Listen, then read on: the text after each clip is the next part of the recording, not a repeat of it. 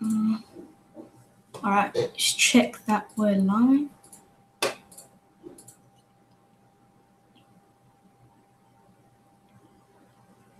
Okay.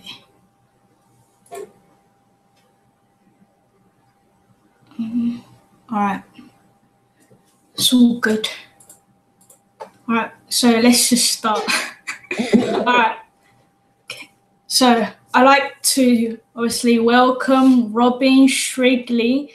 Robyn is the all right, so oh my god. Robyn is the hormone diva, holistic nutritionist, and women's health and nutrition coach. Robyn's own journey with polycystic ovarian syndrome jump-started her passion for helping women replace their anxieties with joy to open up possibility in their lives and break free of hormonal imbalance.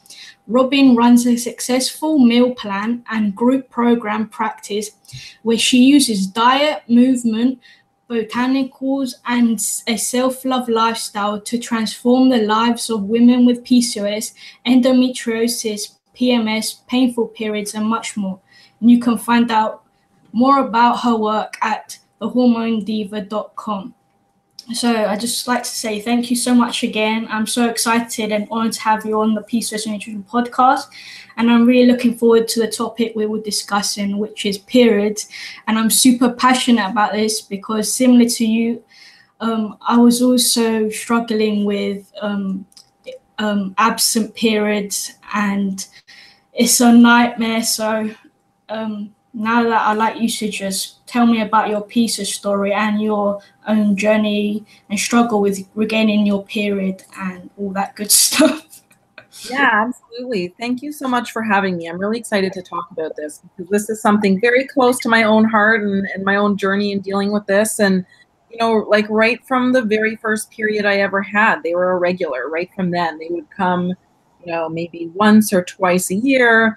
And then several years later, I went on birth control pills. And you know, it seems like they're regular then, but later I learned that it's actually not, and it's not even a true period.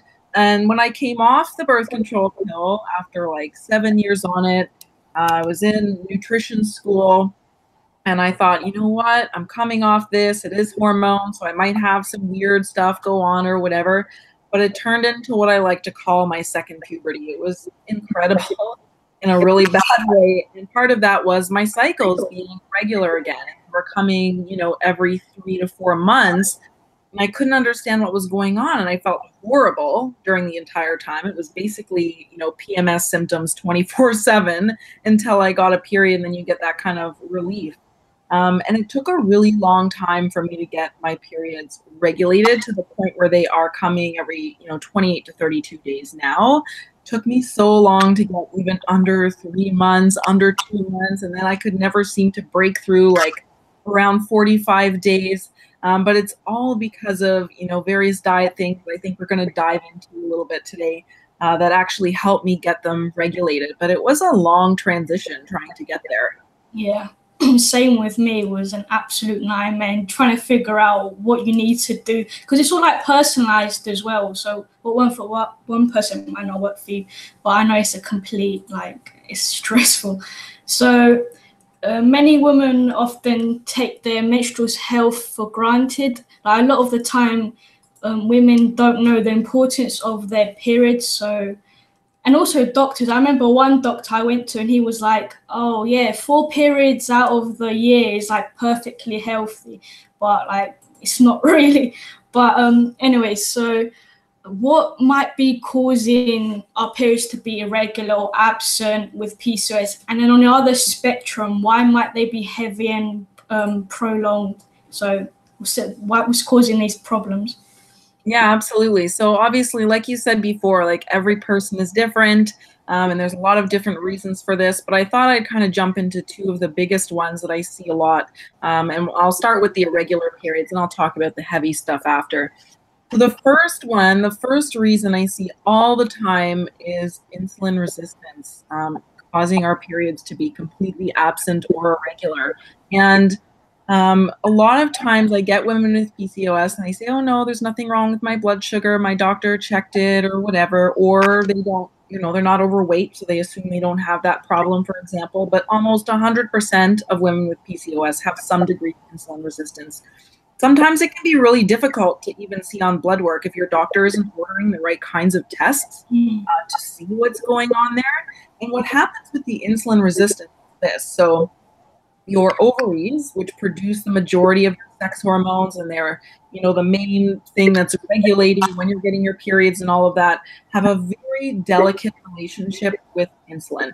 And so when you have insulin resistance, when you have blood sugar problems and imbalances going on, communication between insulin and your ovaries gets all mucked up. It gets all, and what this ends up resulting in is really weird hormone imbalances, like imbalances with estrogen, testosterone, and progesterone. So insulin resistance will cause us to overproduce testosterone.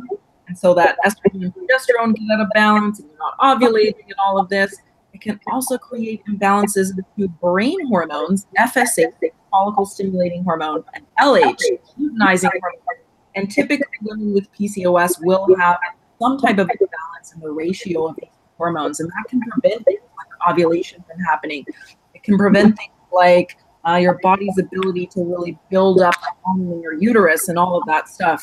So that's really the biggest one that I see all the time. And this is not only relevant to irregular and absent periods, but it's relevant for the heavy and prolonged as well. This is the first thing that I work with my clients all the time. How can we get this insulin resistance under control so that communication with your ovaries is happening in a good way and it's happening normally as it should?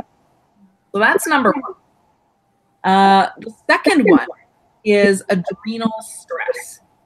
This was a huge one for me personally because I addressed the insulin resistance. I had a really good diet going on. I was supplementing and all this stuff, and I couldn't seem to get my period under 40, 45 days. For a long time, at least a year, I was dealing with this. I couldn't figure out why. And then I got to the point where I was extremely stressed out about it. We just want to have the damn period already. It's like such a relief. And it was mentally causing me to be very anxious and upset. And so I thought, you know what? I'm going to stop focusing on the period, ovulation, and instead I'm going to focus on my stress and how I'm managing it and my adrenal strength and all of this stuff. And when I did that, that's when they really started to come down, and they went below 40 days and below 35 days, and then now to where I'm at right now. But adrenals are really important because, so first of all, adrenals, there are stress glands. We have two of them, one on top of each other. They secrete hormones like cortisol, for example, but they also produce sex hormones, testosterone, progesterone, etc., in smaller amounts. What happens is when we're chronically stressed, when our bodies are overproducing cortisol because of, a crappy boss, a long computer, or whatever kind of stresses that we have going on in our lives, it's going to need a lot of ingredients or building blocks, if you will, to make these stress hormones. And so it's going to steal them from your sex hormone. Progesterone is a big one. And so you don't have enough progesterone to ovulate. If you do, you might have a really short luteal fuse. You might have miscarriage or inability to get pregnant. So focusing on your adrenal stress and your stress management is huge for irregular and absent periods. And also for the heavy and prolonged bleeding as well. But those are the kind of two main ones. And then if we have time, you let me know. I would like to share another one that's more specific to the heavy bleeding. Can we dive into that a little bit? Yeah, let's definitely go into what causes the heavy and prolonged, because I know a lot of women who really suffer from painful as well. Just like really I remember I was watching one of your Facebook lives and you said one of your clients had like a 60-day bleed or something. Yeah. It's amazing. Oh my God. It's crazy. Like, I didn't know how she was even functioning. She I forget how long this went on, but it was at least a year prior to when we worked together. She would bleed for 2 months straight. It would stop for maybe a week or so, and then it would resume for another 60 days. And she went on and on with this pattern. Wow. And this was the first time I had ever seen this in PCOS. Usually it's, you don't get a period at all, or it hardly ever comes. But the main reason for this, besides what we already talked about, especially the insulin resistance, is estrogen dominance. And bleeding issues such as this, heavy, prolonged bleeding, are more common in women with PCOS who are very overweight versus women who are lean with PCOS. Doesn't mean women who are lean with PCOS don't have this heavy bleeding, but it is seen more often in women who are overweight. And part of this has to do with estrogen dominance, which is basically an imbalance in the ratio of estrogen to progesterone. So you could have too high of estrogen and normal progesterone and have that dominance happening. You could have totally normal or even low levels of estrogen. And if your progesterone is just way too low, that ratio is still going to be off and you're still going to be estrogen dominant. And so what this means is you're constantly building and building and building the lining of your uterus. You don't have enough progesterone and other things going on to hold that there, hold the lining, keep it intact, keep it stable. And so you end up bleeding and bleeding and bleeding. And the thing with women who are overweight with PCOS is that when you have excess fat on your body, especially if it's in like your lower belly, your hips, your butt, your thighs, this is an area where we store estrogen. So we have even more estrogen going on the more weight you carry in these areas. And eventually the tissue in this area can become almost like an endocrine organ in itself and create its own estrogen. And so it's just this effect, this vicious cycle over and over and over again. And this is one of the biggest contributors I see to the really heavy or prolonged bleeding. To just briefly touch on the pain that you mentioned, pain with periods is not in and of itself a symptom of PCOS. It can be part of it. There's some extra inflammation going on, but this in and of itself is not a symptom of PCOS. So it might be something to look into, get your doctor to check for like endometriosis, you actually have cysts on your ovaries or not. Sometimes this can cause pain or fibroids or just really a lot of inflammation in the pelvis. So I do want to make that distinction because I think it's important. There's a lot of times other things besides PCOS going on in our bodies and we don't realize it because the doctors give you the one diagnosis and then they're kind of done with you. So if you're having a lot of pain, go get that checked out for sure. Yeah, definitely.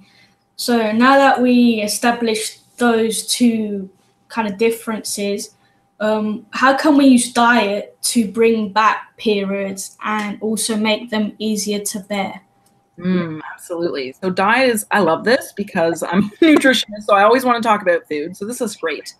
So I had a couple of things that I thought I would mention for this particular area. And the first one comes back to that big cause of the period problems, that insulin resistance.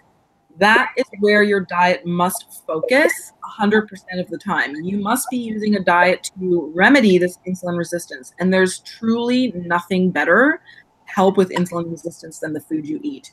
You can take all the metformin or all the natural supplements in the world. You can work out 7 days a week and still not see the results you want if you're not addressing the insulin resistance through your diet. So there's three things that are really important to have in your meals and your snacks as well if you're snacking when it comes to insulin resistance. The first is protein, second is fat, and the third is fiber. If you've got all of these three things, you're going to set yourself up for a really stable blood sugar throughout the day, and you're going to really help reset your body's ability to be sensitive to the signals of insulin. So protein, fat, and fiber with every single meal and snack is so, so important.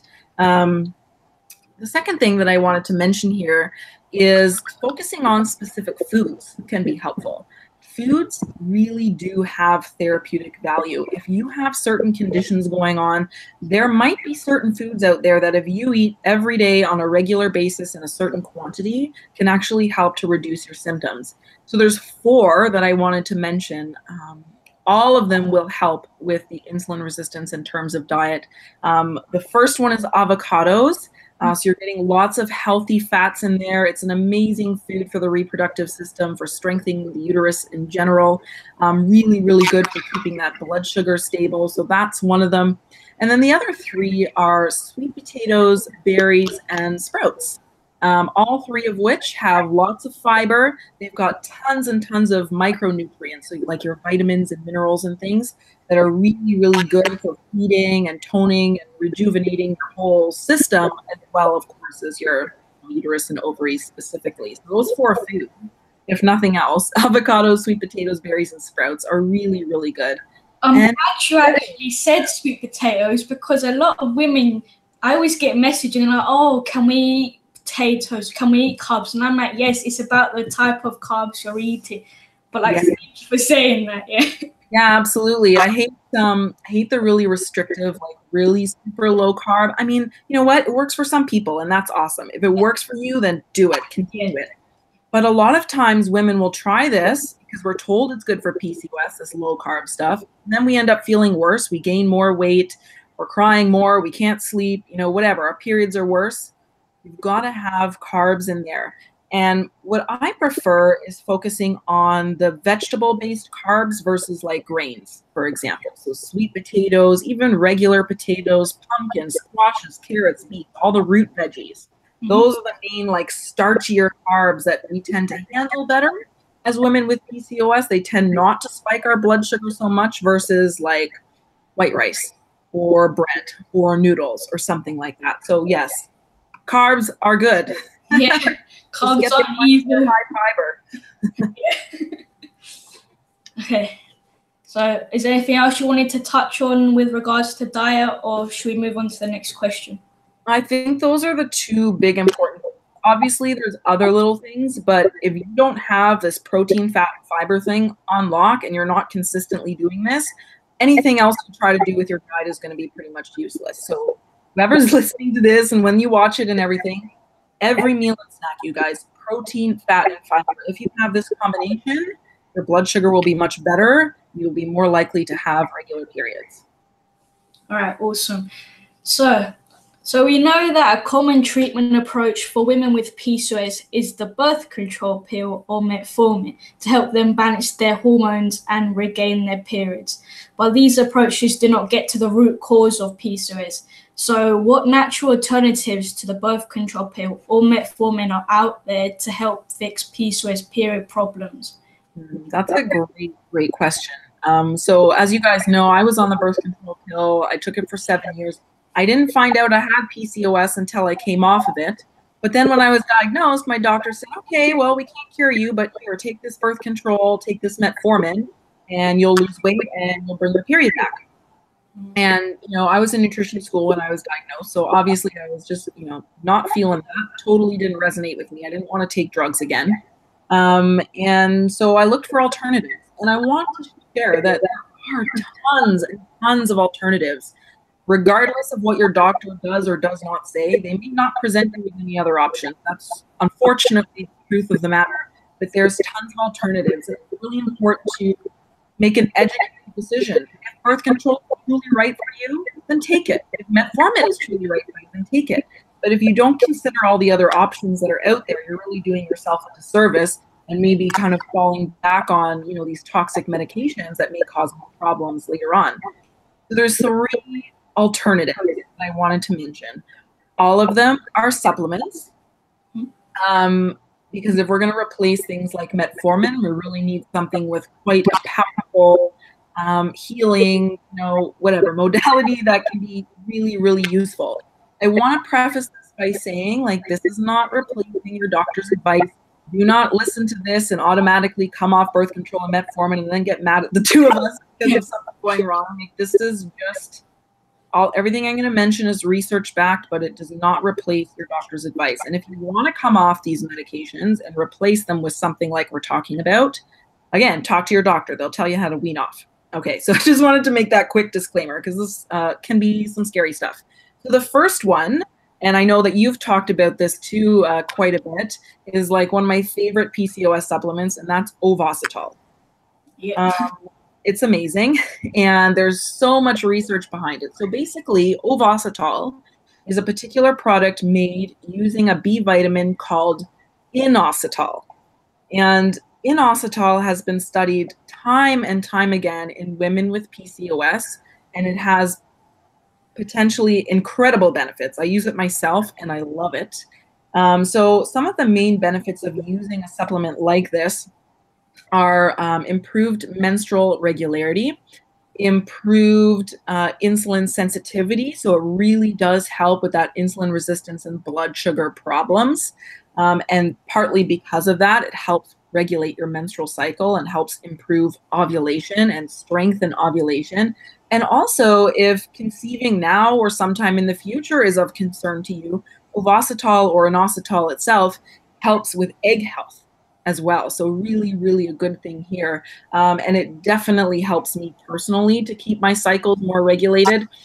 So the reason why I love the product ovositol in particular versus any other inositol that you might buy is because it contains both forms. There's 2 forms that have been studied helpful, and it contains both. And they put it in the right ratio that your body needs, a 40-to-1 ratio of the 2 forms. And it's super, super easy to take. They sell it in individual packets. You just put 1 packet in your water twice a day. I'm almost done mine. It's right here. And I'll have my second one after lunch. Or they now have one which is a loose powder, and it's just 2 scoops. And it's flavorless. It mixes into everything. It has no texture or anything like that. It's super easy to take. I don't think I've had anyone who's tried it and has had any weird side effects. Like, it's typically very well tolerated. And it has a lot of really awesome benefits to it. So ovositol is the one that I prefer. So that's number 1.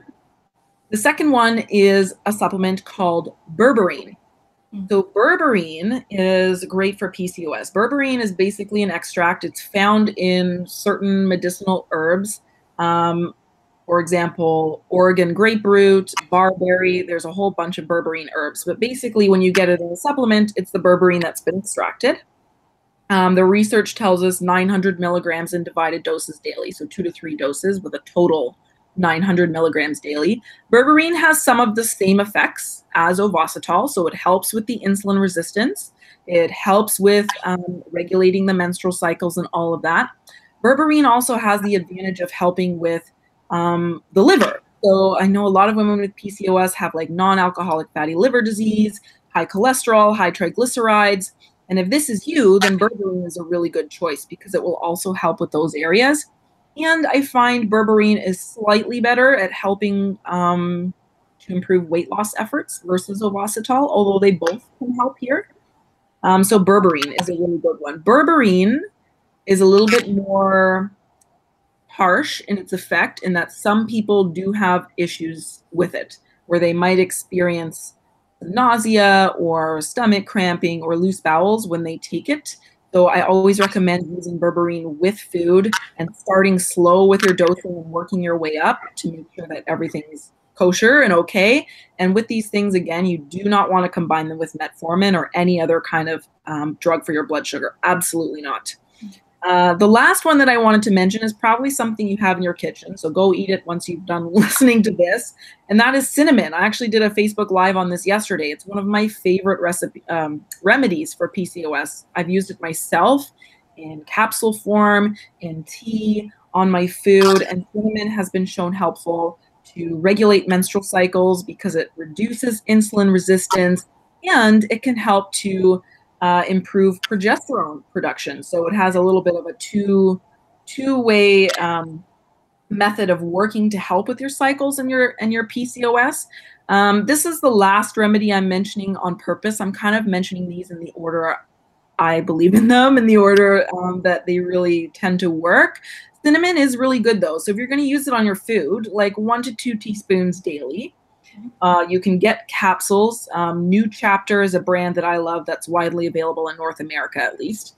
You can make a tea out of it. It really doesn't matter. The studies are telling us about 1.5 grams a day, or the equivalent in capsules or whatever of cinnamon is really helpful for women with PCOS. So those are the 3: ovositol, berberine, and cinnamon. But don't ever combine them with your metformin. Yeah, definitely. Ovositol is definitely a great supplement that I do recommend for women with PCOS, and cinnamon as well. I'm not a fan of it. I don't really like drinking it, but whatever floats your boat. Just put it on your rolled oats or something. Exactly. So a very frequent question I found myself asking when I was trying to get my period back, and what other women find themselves asking, is how long will it take? Unfortunately, there's no set time that can be said. It could take months or years, it depends. But what are the signs a woman would notice when her period is trying to return? This is great. And you're so right to mention that this takes time. It really, really does. It took me maybe about 3 years from the time I came off birth control to the point where there are 28 to 32 days now. About 3 years. And I'm a nutritionist and I was very strategic about what I did. So be patient with yourself. Yeah. It will happen. Just keep doing what you're doing. But there are some signs. And the more that you pay attention to your body and you kind of tune into these signs, you'll really be able to tell every time from now on when your period's going to show up. So a lot of times, especially for your first one or the first couple times you're trying to bring a period back or trying to regulate it, you might notice when your period is going to come that you experience more symptoms. You might be more emotional. You might be very teary and just crying for no good reason. This used to happen to me a lot. And then like 24 hours later, I would see blood in my underwear and be like, oh, okay, well, that makes sense. So that's a big one. Other things, breast tenderness. So you might be dealing with this all the time, depending on how much estrogen dominance and things you have going on. But if you don't normally have that or you notice it starting to come up, this can be a sign your period is coming or that you're trying to ovulate. Mild cramping as well, or spotting, is a sign that your body is trying to do something. Something's going on in there. A full period might not come, but the spotting, that's a good sign that things are starting to shift a little bit. And another thing, which I think we don't really talk about enough in terms of symptoms and how we feel with PCOS and our periods and things, but this was a big one for me. And when I ask my clients about it, they always say, yeah, you know what, I experienced that too, but I never really connected it. And that is just to have a really full feeling in your pelvis and maybe your lower back. So you might feel like it's kind of inflamed. It's not painful. It's not like cramping. It's just a really full or inflamed feeling in your pelvis or your lower back. Again, this is stuff trying to move. This is your body trying to do what it needs to do. And then other things, you might not be doing this yet unless you're trying to conceive and you're really familiar with fertility awareness, but also, cervical fluid secretions that you might see throughout your cycle. If you know what those are and you pay attention to those, you'll be able to tell when you're ovulating and when you're getting close to your period by that. A lot of times women with PCOS will have almost constant cervical fluid secretions because their body is trying so hard to get things rolling. And so it kind of starts and then stops and starts and stops again. But if you follow this, then you can definitely tell. And then the other thing too is your basal body temperature. So this is something I think every woman should be doing at least for a little while to get to know their body. But you'll know your period is coming if you're tracking your basal body temperature, which is the temperature of your body as soon as you wake up in the morning, before you sit up, stand up, anything like that. And it will be either higher or lower depending on where you are in your cycle. If you notice that your temperature spikes somewhere around a half a degree, give or take, and then stays higher, you know you've ovulated and your period is on its way. So the cervical fluid and the basal body temperature, look up fertility awareness methods on Google or books or whatever, and start to learn this skill. Get yourself an app where you can record it.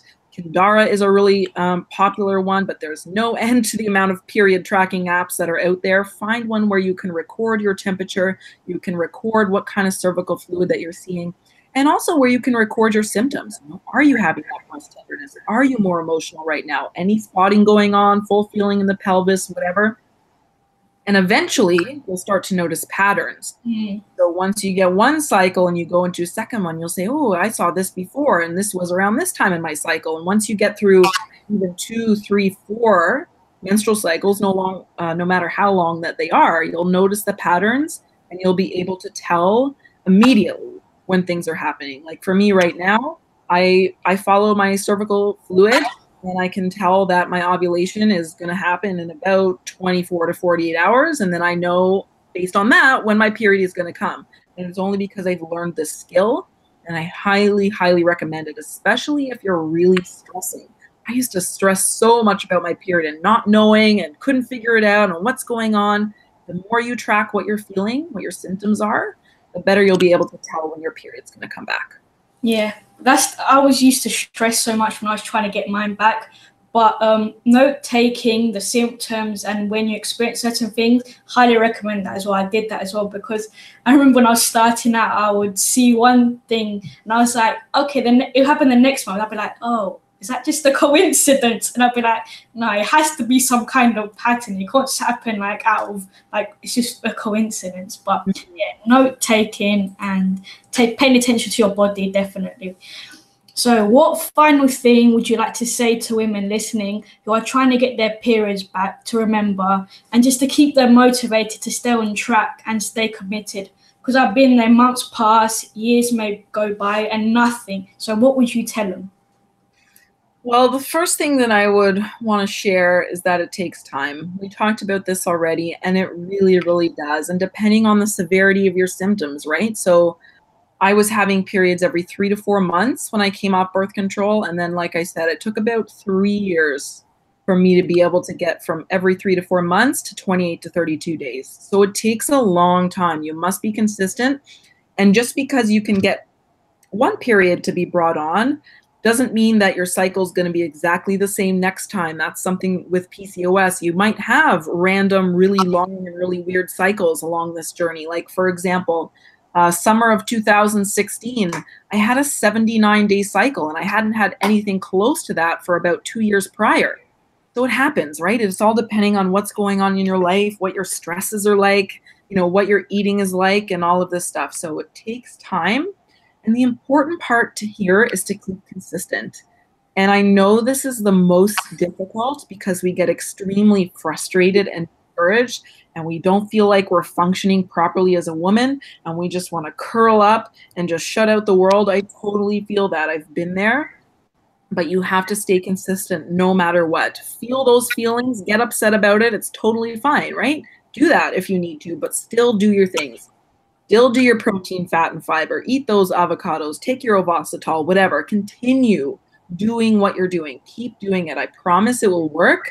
It might take longer or shorter than someone else, but you're on your own journey, right? So let's not compare, each other to each other. And it also, when it comes to the consistency, if you're introducing something, a new diet tweak, a supplement, whatever, you've got to be consistent for at least 3 months to really see if it's going to help you. If you take ovasitol for 2 weeks and you're like, I didn't get a period, forget this, I'm going to throw it out or whatever, then you're never going to know if it's truly going to work for you. A lot of times when we give up, the success we want, the goal we're trying to achieve is literally just right around that corner. So never, ever quit if this is something that you really want. And we need for our health. But even if you don't want it, we really need this for our health.